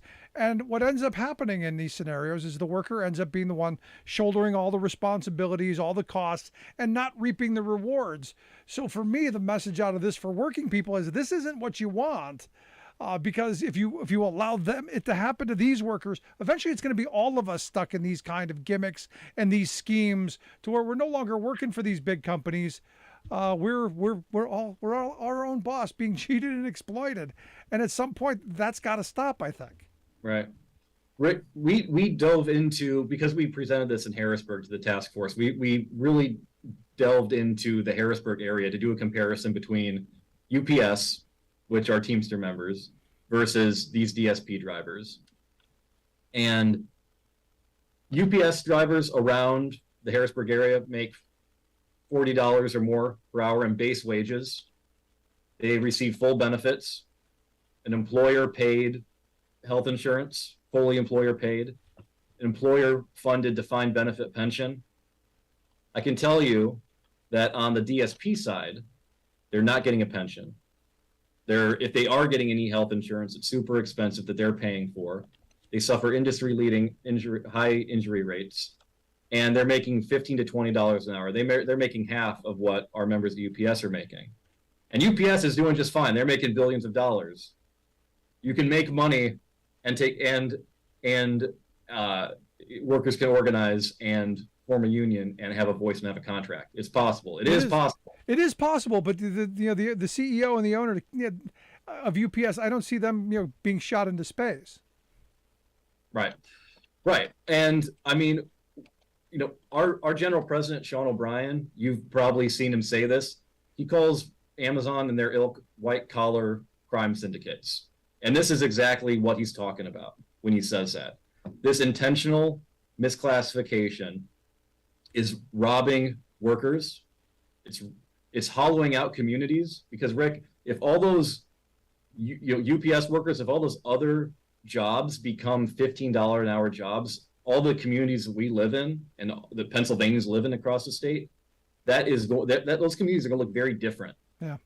Very different. So last question I've got for you then, how do we make sure that this moves?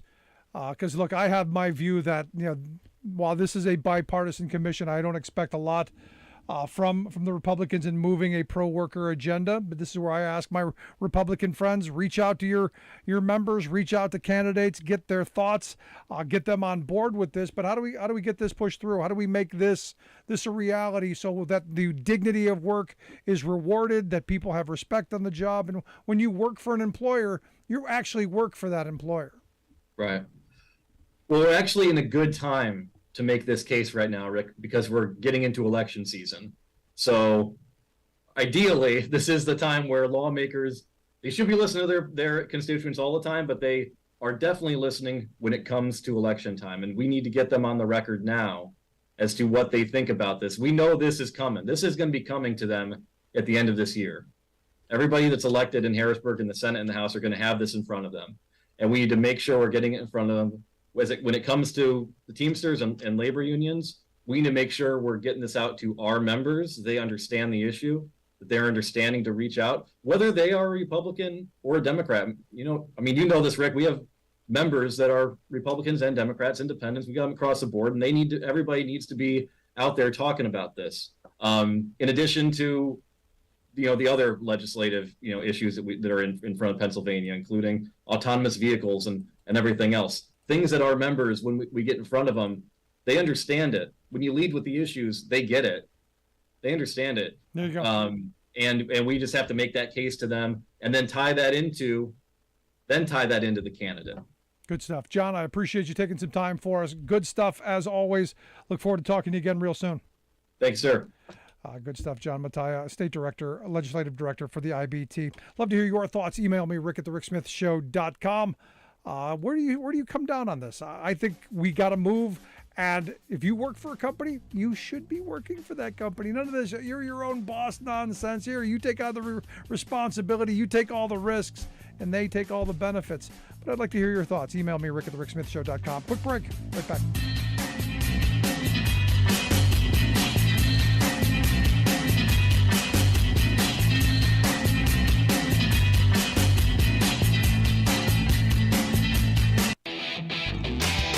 Tired of think tank approved corporate news and commentary? Are you tired of CEOs telling you what to think, who to hate, and who to vote for? Well, welcome to the Rick Smith Show. We don't take orders from some boardroom, and we don't do focus groups or talking points. We don't work for them, and we never will. I'm Rick Smith, and I work for you. Join us daily at thericksmithshow.com and download the podcast and never miss a minute.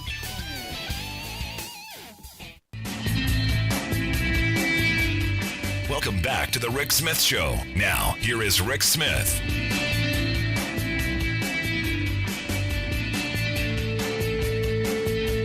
Welcome back to the Rick Smith Show.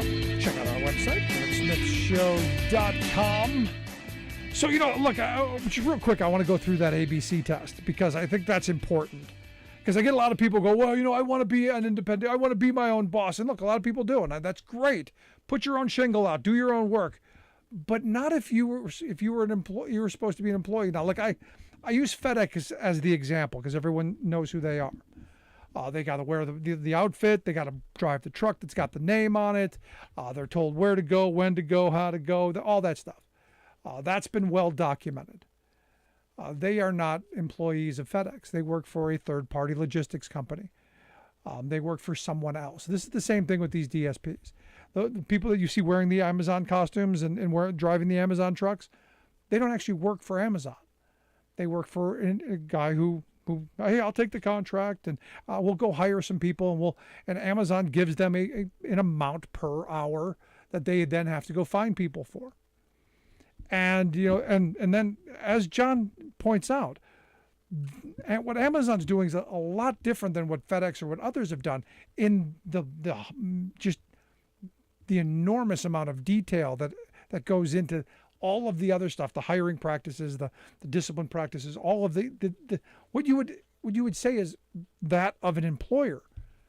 But this idea that an actual independent contractor, and this is where people get screwed up on the ABCs, you've got to be self-directed. You've got to be able to do your job how you want it done, when you want to do it, how you want to do it. This idea, you take this here at this time, go this route, and no, that's not. You're somebody else. You're at somebody else's behest. You're self-directed. Okay, I can do that tomorrow at this time. I can do this, whatever. It's got to be outside the scope of normal business. You can't do the job that someone else would have done. I had someone go, well, I work in a warehouse. Can they outsource me and bring in independent contractors? In this world, yeah. If someone's willing to go, yeah, I'll do it. I'll come do warehouse work for a day. That would be their argument. And the other part of it is you got to have other work. You can't just work for this one entity. That makes you an employee. And what's interesting to me is, and this is the part that I love when people go, well, I like the flexibility. I go, yeah, you don't have to give up the flexibility just because you're an employee. This is what contracts are about. You can negotiate, and we talked about this yesterday. You can negotiate contracts that have flexibility in it. You can negotiate contracts that give you the ability to be flexible, work different hours, work different schedules. You can do that. I've seen it. So interesting. I'm happy to see that the task force has this proposal, and it'll be interesting to me to see if Republicans will come along, because historically they have not been the party of the working class. Now, I know they're trying to pivot, so this could be a start, but I'm not hopeful. I am not hopeful. And look, here in Pennsylvania, if Doug Mastriano is elected governor, this is dead in the water. There's no way you see something business friendly out of him.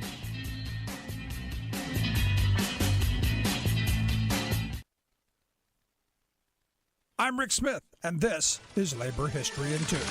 On this day in labor history, the year was 1993. That was the day that the Family Medical Leave Act went into effect. Union members worked hard to support this legislation, testifying before Congress and holding rallies. It was an uphill battle to pass the bill. Starting in 1984, family medical leave was brought before Congress. Year after year, the bill failed to win enough votes. In 1991, it finally passed Congress, but was vetoed by President George H.W. Bush. He vetoed it again the following year. Then, in February of 1992, newly elected President Bill Clinton signed the FMLA into law. It guaranteed that most employers with 50 or more workers must give their employees up to 12 weeks of unpaid leave for a serious health condition for themselves, their spouse, parent, or child. In his speech signing the act, President Bill Clinton declared, quote, "This bill will strengthen our families, and I believe it will strengthen our businesses and our economy as well."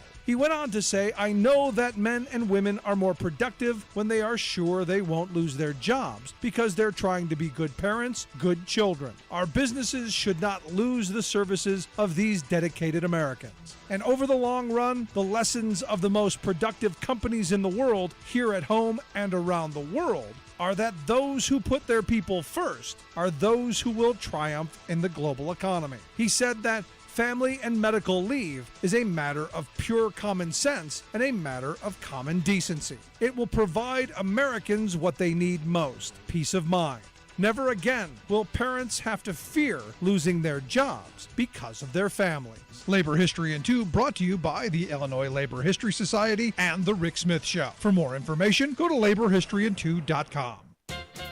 When a golfer hits an errant shot that might bonk an unsuspecting spectator on the head, the proper cry of warning is 4.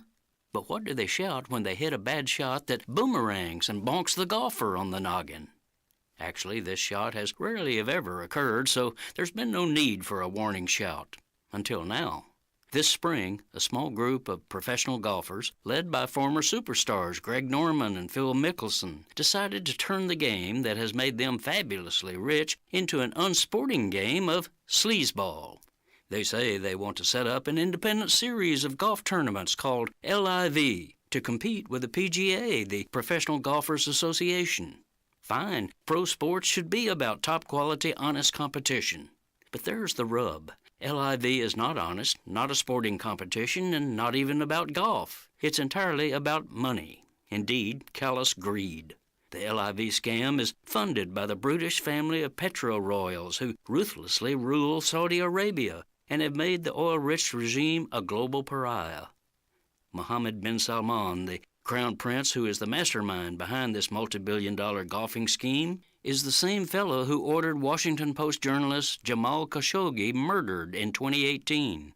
But killing wasn't enough. The prince had Khashoggi cut into small pieces, packed in suitcases, and tossed away. Now his golf gambit is a blatant case of sports washing.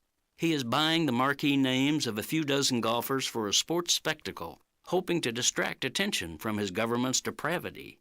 Hitler tried this by staging the 1936 Olympics in Nazi Germany, but it didn't wash.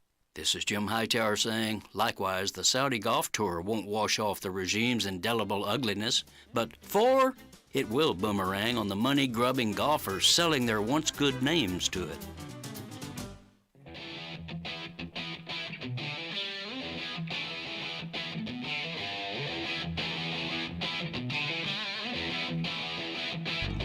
Welcome back to the Rick Smith Show. Now, here is Rick Smith.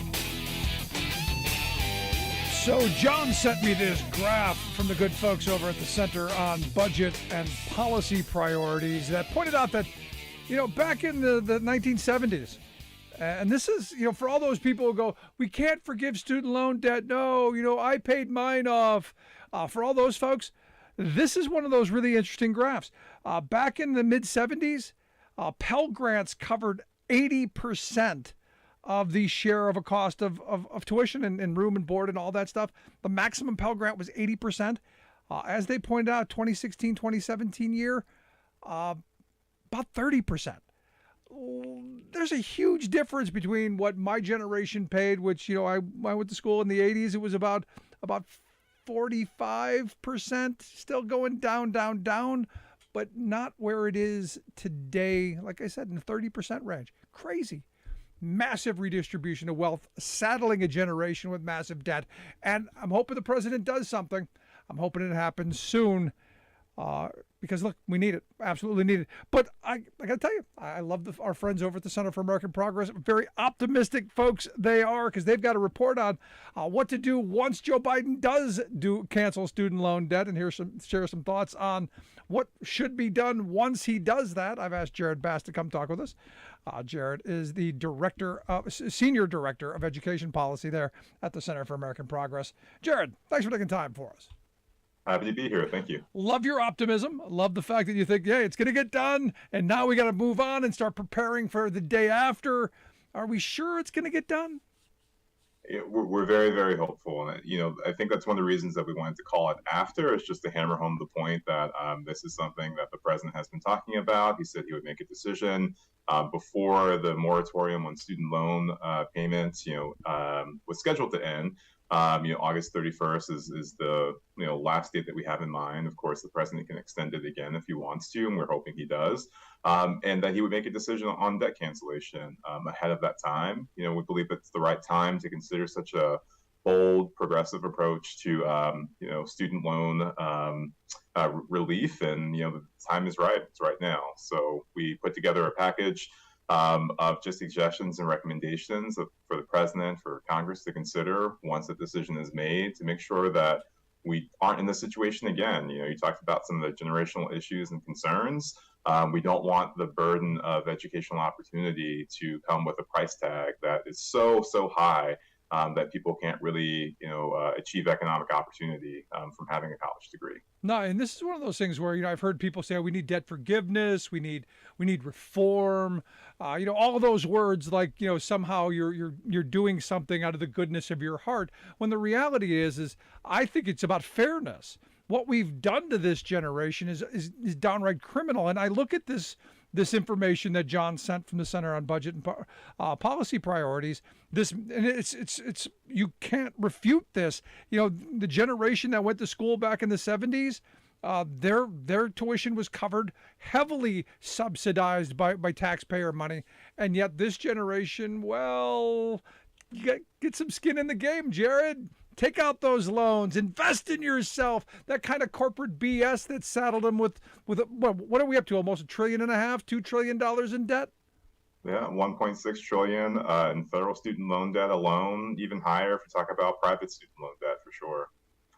And one of the things we talked about in the report is actually institutions having skin in the game.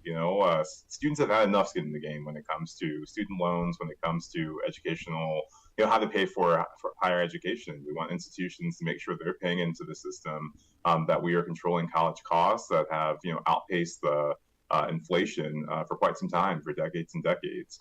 And so, yeah, it is a question of fairness. One of the things that we point out in the report, after President Biden cancels debt, that $85 billion was provided for student loans for new loan volume. That's for anyone taking out a student loan to go to college, grad school, $85 billion.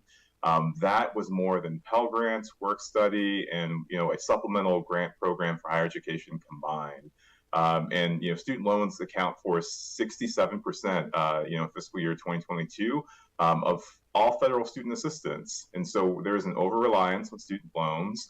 We need to make sure that changes. We need to make sure that the number one form of federal assistance coming out, or coming to students, is actually in the form of grants. That it's not loans, that it's grants, that's paving the way for educational opportunity and economic opportunity for students. Yeah, I mean, those numbers are just crazy. I mean, that's just it's no way to run a country. I mean, if an educated workforce is what we're going to need to compete in the 21st century, if this is what's going to make us competitive, I'm sorry, saddling people with massive debt that they're never going to get out from under, I don't know if that's the best way to be competitive. Or am I missing something? I don't think you're missing anything at all. So it's interesting, and this is well before my time, I have to say this. But I think it was 1958 when Sputnik launched, or sometime in the 50s. The response to that was actually, we need to educate people. So they created the National Defense Education Act, which created one of the first, forms of federal assistance, mass forms of federal assistance, and was really about preserving, economic, scientific leadership in the United States, because we did not want to be eclipsed by another nation. And we took this approach, and the legacy of that lives on through so many generations. And my mom talked about being a beneficiary of one of the federal forms of assistance in that act just recently. And so I think for that framing, national defense, thinking about competitive advantage, thinking about the legacy of the United States, and current day as well, and the future too, it really should include higher education. It really should be a strategic priority, to really just leverage and preserve our strategic positioning in the global economy, but also just in world leadership. Why don't we frame it like that? I mean, why aren't we talking about education in those terms?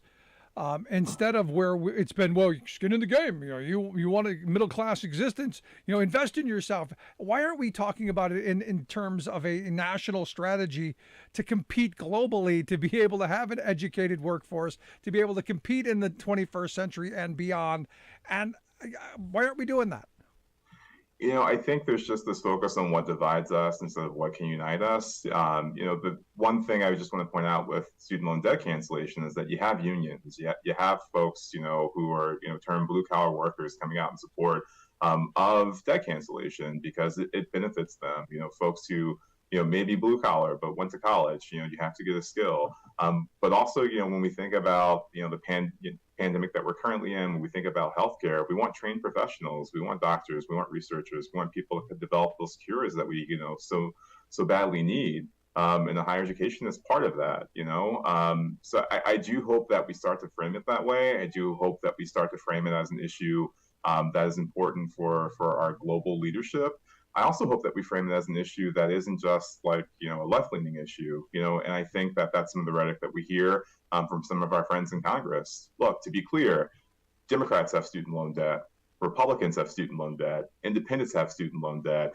They don't just give you debt because you sign up for a political affiliation or political party. You have debt regardless because you need it to go to college, you get a college degree. Yep. So this really should be an issue that everyone's invested in because it affects so many from across the political spectrum. Yeah, but again, they play on our divides and say, well, I paid mine, why should they get a free ride? And you look at the reality is this generation certainly not getting a free ride. You're listening to The Rick Smith Show here with Jared Bass, Senior Director of Education Policy at the Center for American Progress. If you want to check out their work, AmericanProgress.org, the website. We'll get links out on social media. You can check out their report on what the president and what the country should be doing after the president cancels student loan debt. So let's say that he does it. Let's say tomorrow he wipes it all out, not just the 10,000 or the 50,000, but it goes the whole enchilada and it's all gone.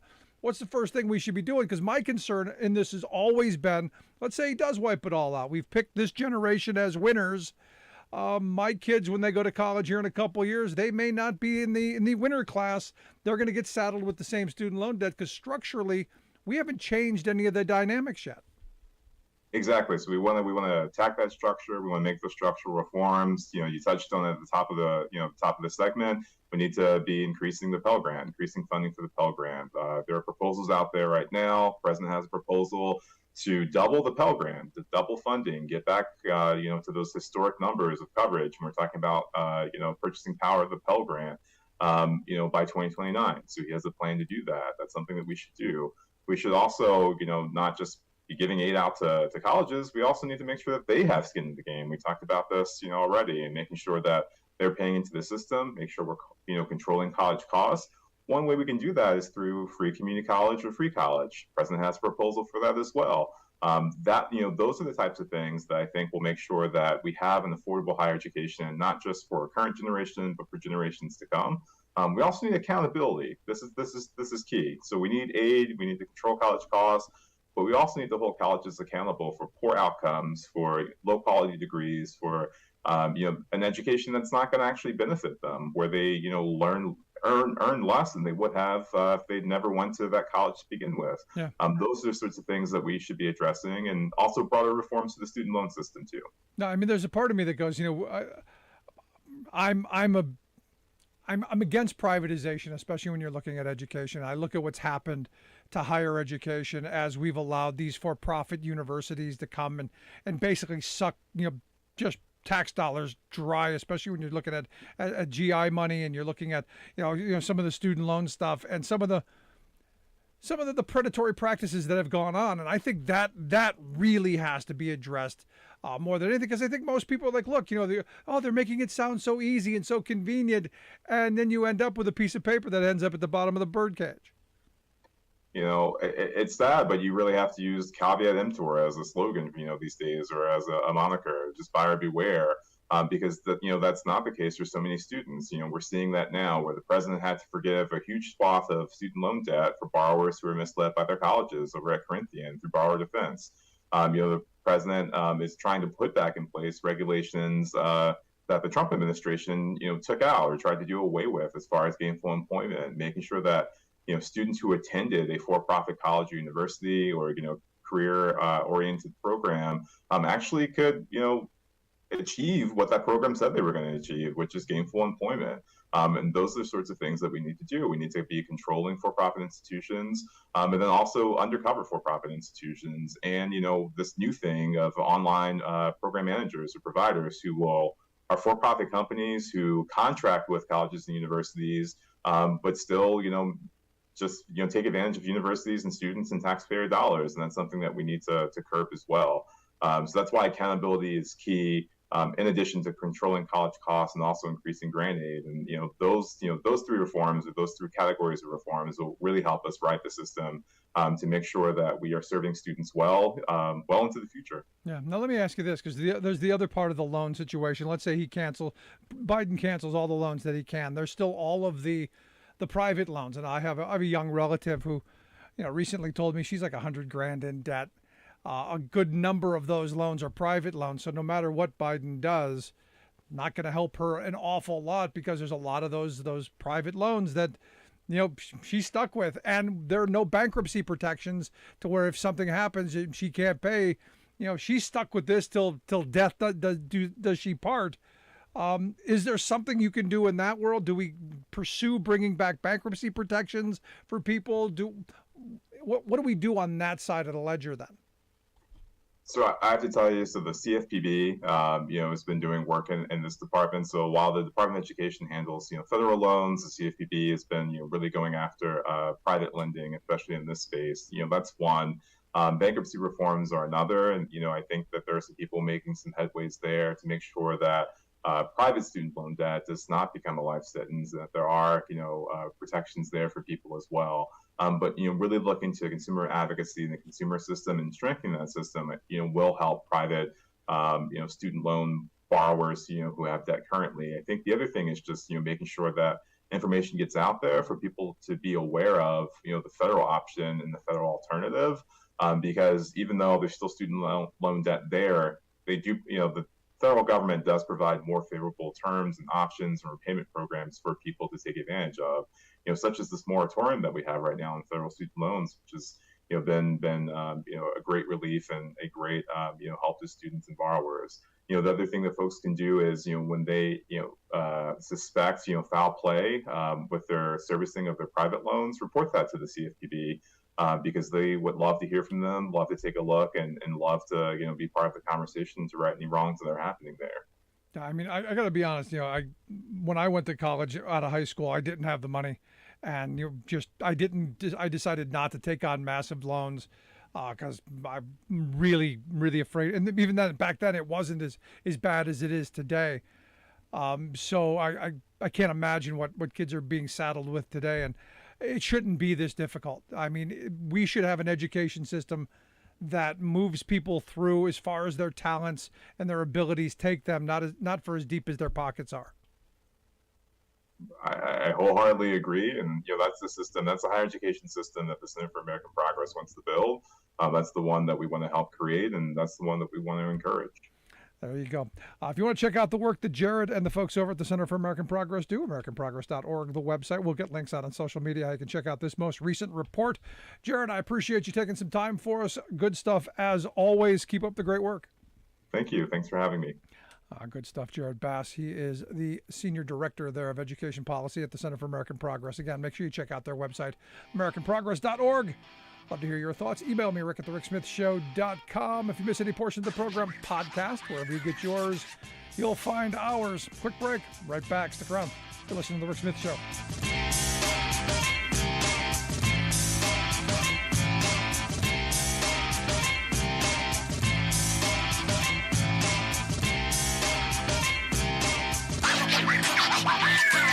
I'm Rick Smith, and this is Labor History in 2. On this day in labor history, the year was 1981. It was a dark day in U.S. labor history. Nearly 13,000 members of the Professional Air Traffic Controllers Organization had been out on strike for 2 days.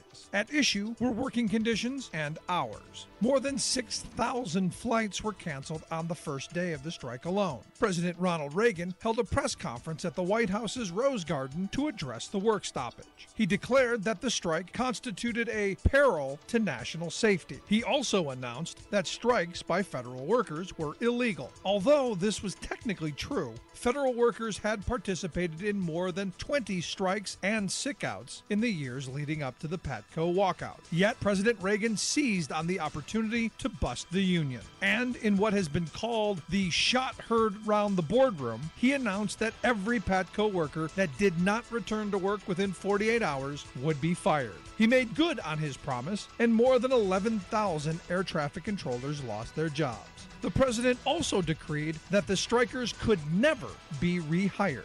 By October, the Federal Labor Relations Authority had decertified the union. President Reagan's actions had a chilling impact on the labor movement. Before Patco, there were 300 major strikes on average in the United States each year. Afterwards, that number dropped to 30. 3 decades after the decision, Joseph McCartan, a professor at Georgetown University, described the impact in a New York Times article, writing, "More than any other labor dispute of the past 3 decades, Reagan's confrontation with the Professional Air Traffic Controllers Organization, or PATCO, undermined the bargaining power of American workers and their labor unions." Labor History in 2 brought to you by the Illinois Labor History Society and The Rick Smith Show.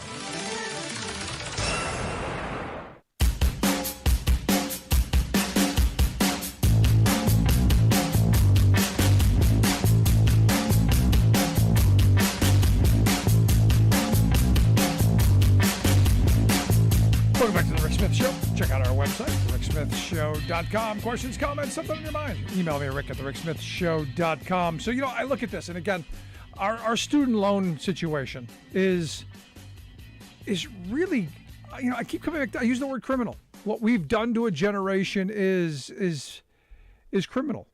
I go back to when I was in school, and look, the loans that I would have had to take out were like $4 or $5 grand a year.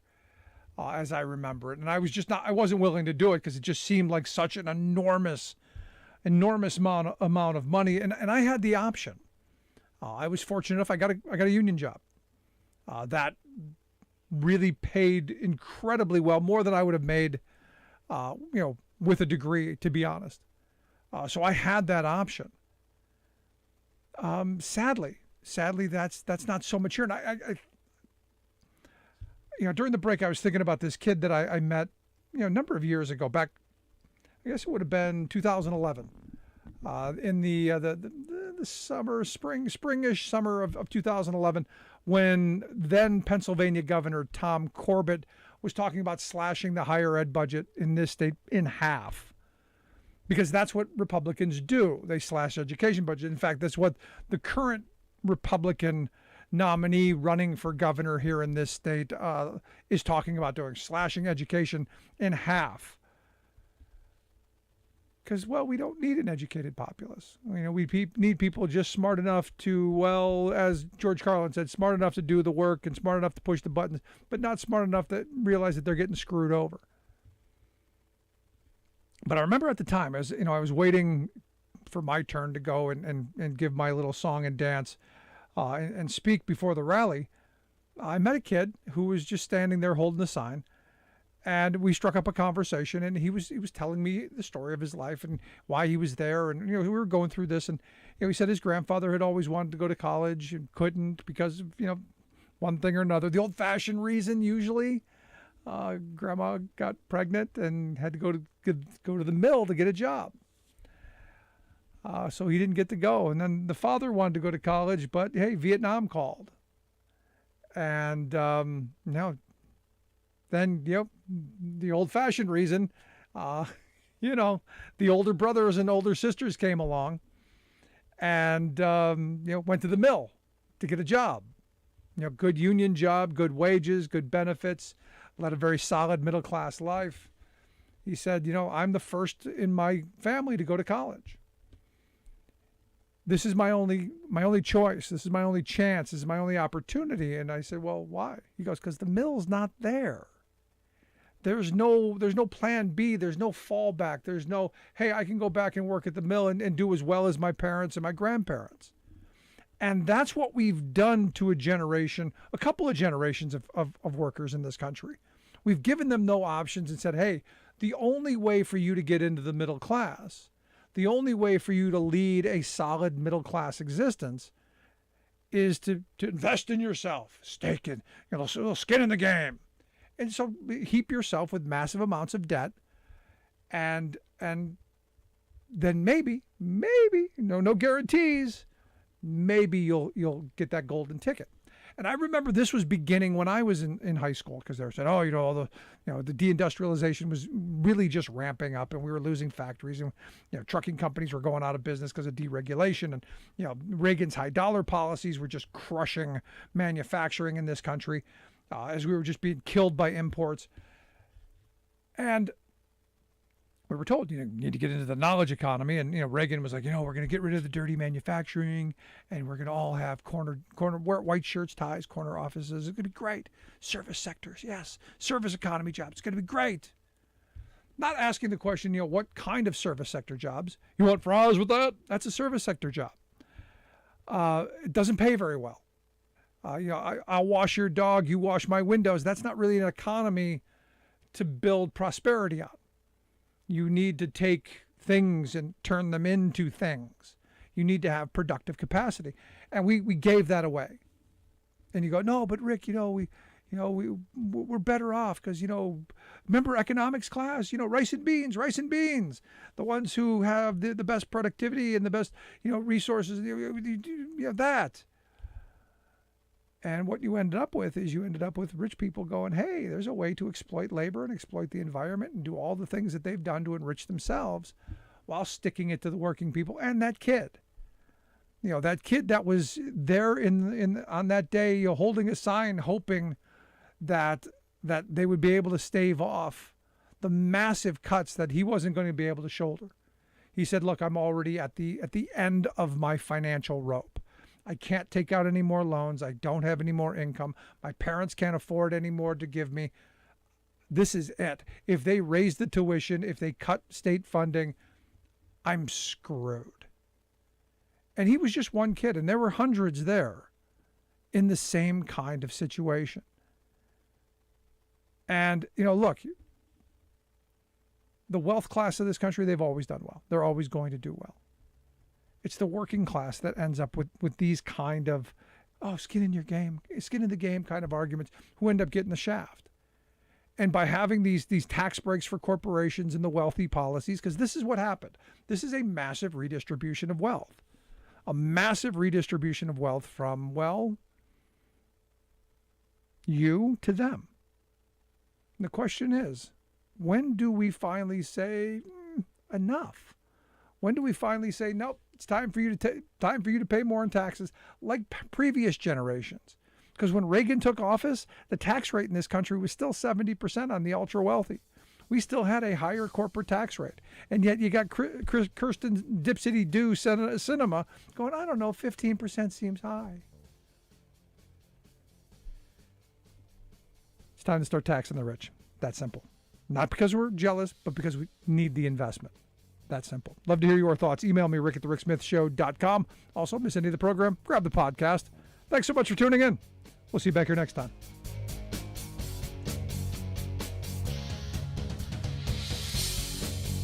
You've been listening to The Rick Smith Show. Email Rick at rick@thericksmithshow.com. Until next time, this has been The Rick Smith Show. We're working